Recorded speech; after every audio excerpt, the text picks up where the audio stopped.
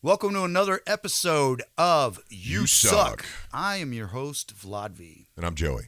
And today we are going to listen to the new White Stripes song, Black Math. Black Math. That sounds like Mike Tyson trying to say Black Mass. I'll fuck you in your ass, you punk white boy. Welcome to You Suck. It's going to be a lot of that and more. Oh, yeah. Punditry. Opinions on the White Stripes before we get rocking here?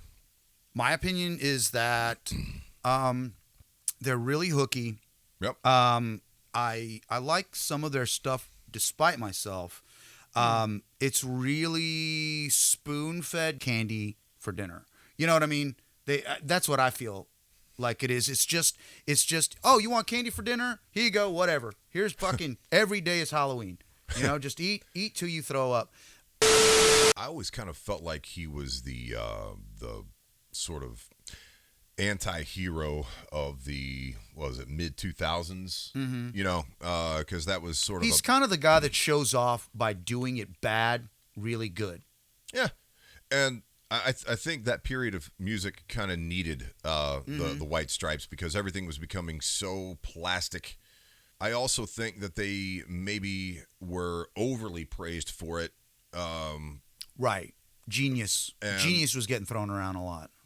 Yeah, I don't think that it is. I think that it was just lo-fi catchy shit that didn't happen to follow the trends. And unlike Nirvana, I don't think it was strong enough to start a movement. And just because it was, you know, the real genius of the band is working in contrast to whatever the trend is, and doing it really hooky. And then all, you know, the middle of the road people that don't really know what they're talking about but want to sound smart are going to be like, they're genius. That's how you get called a genius. Right. Is you do something well in contrast to the current trend, and all of a sudden you're like this guy that sticks out like a sore thumb, and all the people that are like, I don't listen to that mainstream shit, could just kind of latch on to you and ride your coattails as being like, you know, something special.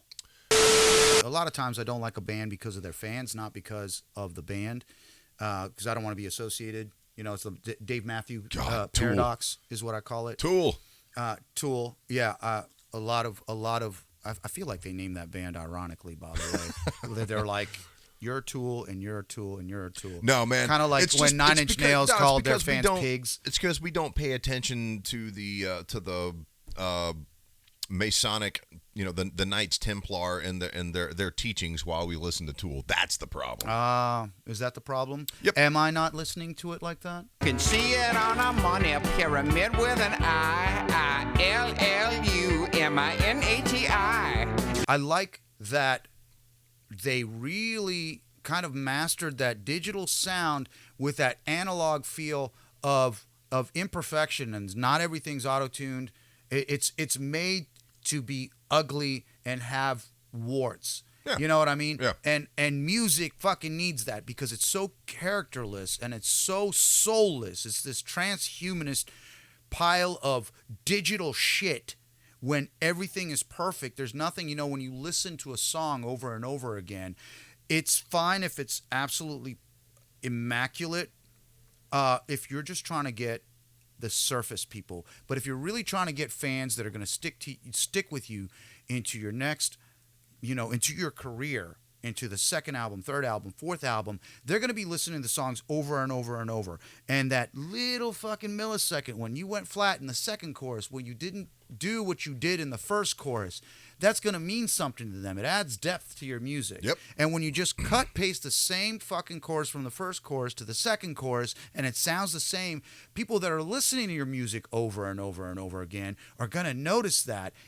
Maybe not consciously, but subconsciously, they're going to get bored. So do you think that Jack White did a better job bringing a little bit of authenticity to... Because it's pop music, let's call it what it is. Sonically and production-wise, sure. I don't really know the depth of his lyrics because I've never really sat and analyzed it because it's very simple music, and I just get bored with simple music real quick. Well, even if it's stuck in my head. It's annoying to me that it's stuck in my head. It's not something that I want to hear more of. Well, I'm hoping they can deliver something refreshing again. Let's see. I mean, it's 2023. Production is just entirely too polished these days. Let's see what they do with it. All right.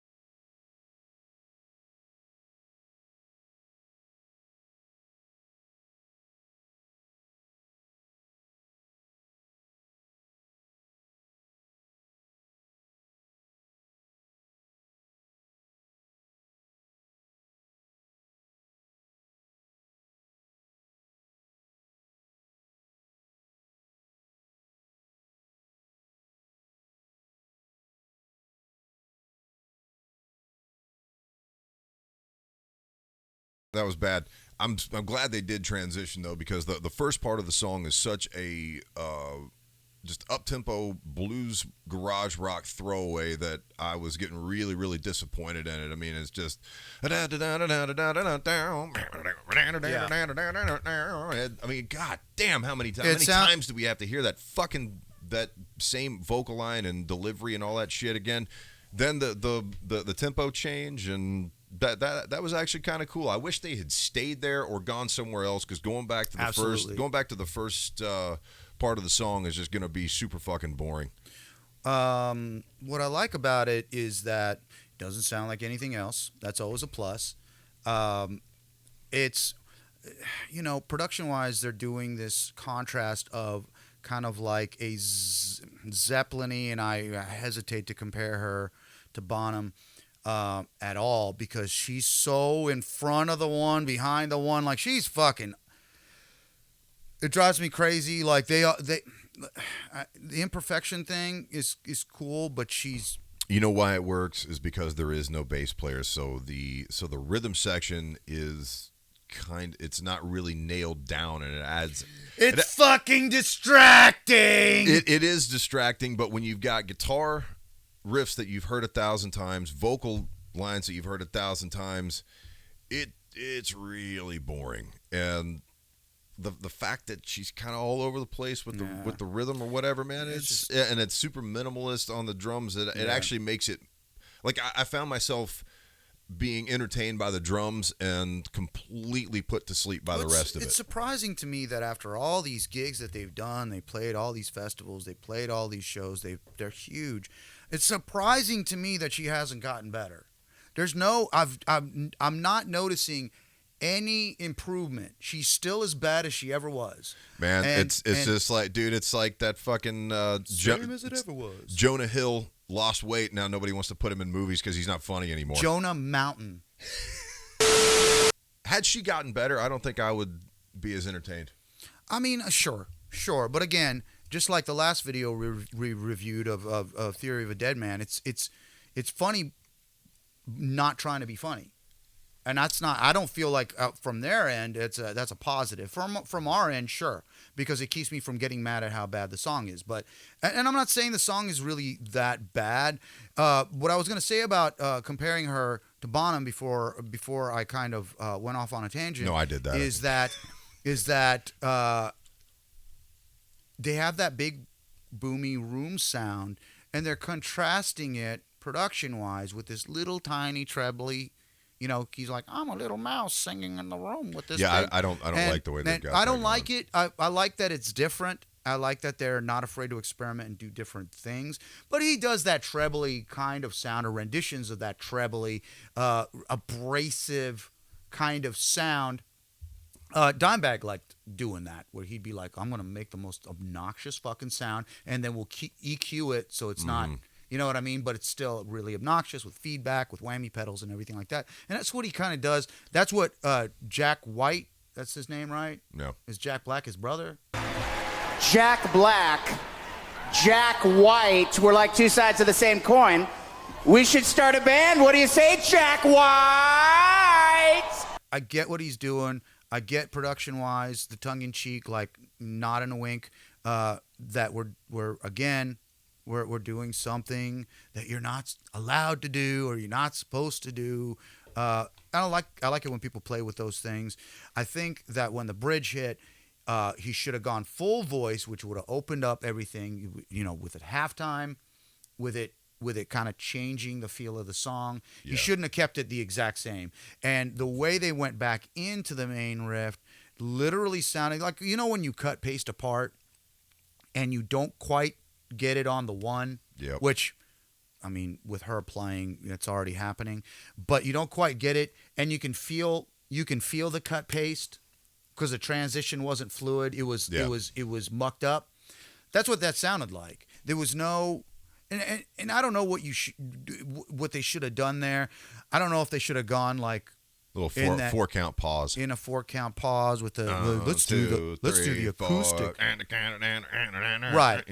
It's something, and it's not like this is the most innovative song ever in the world. He's using a lot of just traditional kind of things. I feel like I've heard that vocal line before.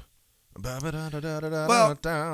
it is. It's like, hello, my baby. Hello, my honey. Hello, my ragtime gal. And that's the sound that I feel that he's going for. You know what I mean? Like one of those old school megaphones that you had, and you put the record on, and you'd like wind it up and have like a fucking spring in it. That's what he's going for. I get it. Very witty. Their core audience isn't going to get any of that because they don't have the depth to listen to music on that level. So who cares? But it's whatever. This is whatever. Yeah, kind of is. Let's finish this thing.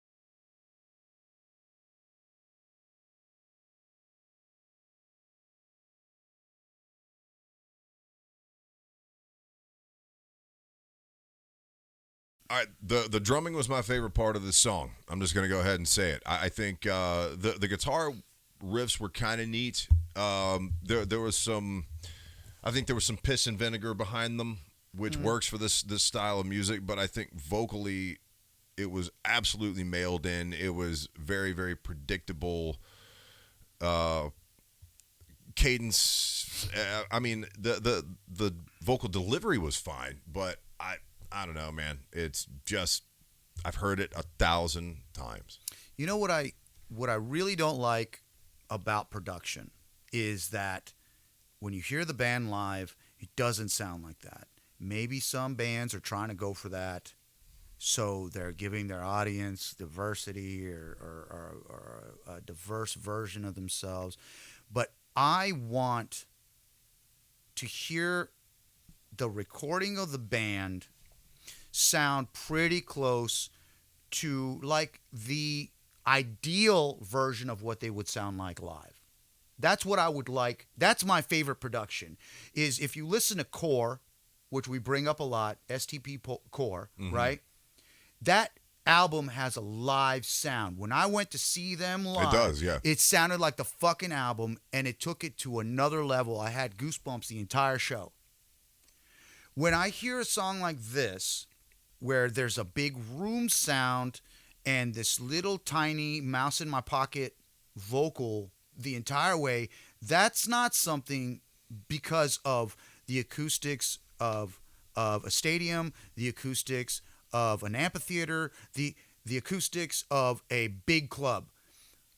That's not happening. That's disjointed. That reverbless, full treble contrast is not happening anywhere but in the studio. Yeah, I think that was an instance of shitty on purpose that doesn't work. Right.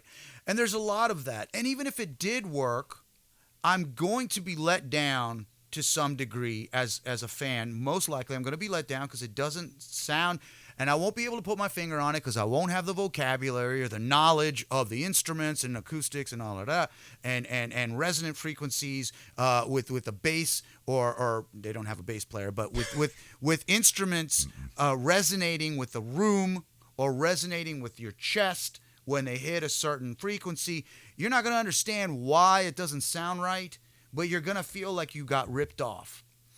Or the exact opposite, which has happened to me a few times, where I've heard a band like this, and I'm like, they fucking suck. And then they opened up for a band I actually cared about, and while I'm in the beer line, trying not to pay attention, they sound fucking amazing live. And I'm like, whoa, what the fuck? So it can be either or.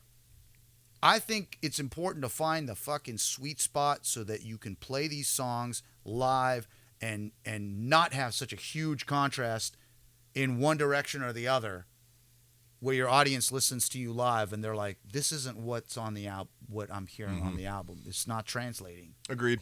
So what's your overall impression of this song? My overall impression of the song is it's like pretty much exactly what I expected to hear. So their fan base won't be disappointed. A lot of fans love hearing what they want to hear. You go to McDonald's because you want the golden fries. You know what I mean? You want them to burn your tongue. You want the chicken nuggets with the fucking white inside. You know what I mean? You want the mac sauce on everything. It's exactly what you want. And if they gave you a better version of that, you'd probably feel ripped off. Or a worse version of that, you'd probably eat it anyway because you're addicted to McDonald's, fat fuck. They came to the White Stripes to hear da-ga-da, you know, and that's fine. That's exactly what they got. Sometimes you make love like Prince, and sometimes you make love like Vince Neil in a bathroom at the airport, late for your flight. And this was the latter, right? All right. So, hey now, if you want to leave your hate mail, please drop it in the comments. If you like our videos, we release new videos every Sunday, Tuesday, and Thursday at noon. And if you want to support this channel, there is a PayPal link in the description. Any last words? None. Bye. Andy Griffith.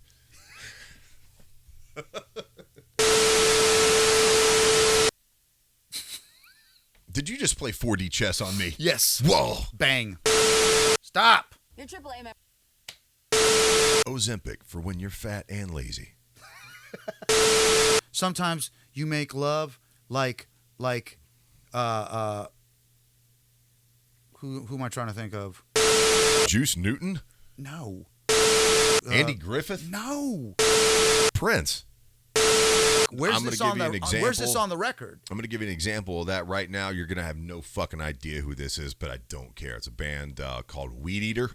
Southern sludge metal, and their records are boring as fuck, but if you actually get to see them live, they opened up for Down, and they the Melvins played either before them or after them, and Weed Eater blew the Melvins off the fucking stage. Wow. And really? Yeah, they were unbelievable live. I've seen them a couple of times, and it's the same thing every time. The energy absolutely transcends everything that they record. Yeah. There's going to be zero people that watch this that know who the fuck I'm talking about, but I don't care because Weed Eater's fucking awesome live.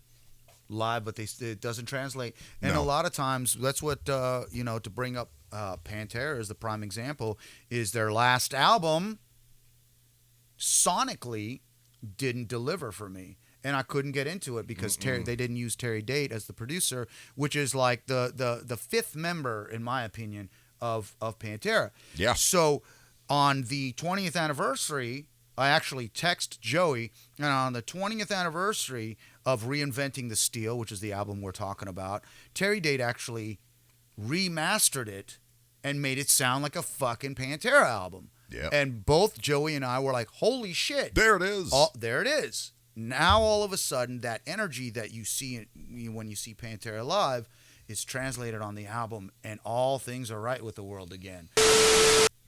Sometimes you make love like Prince. Andy Griffith.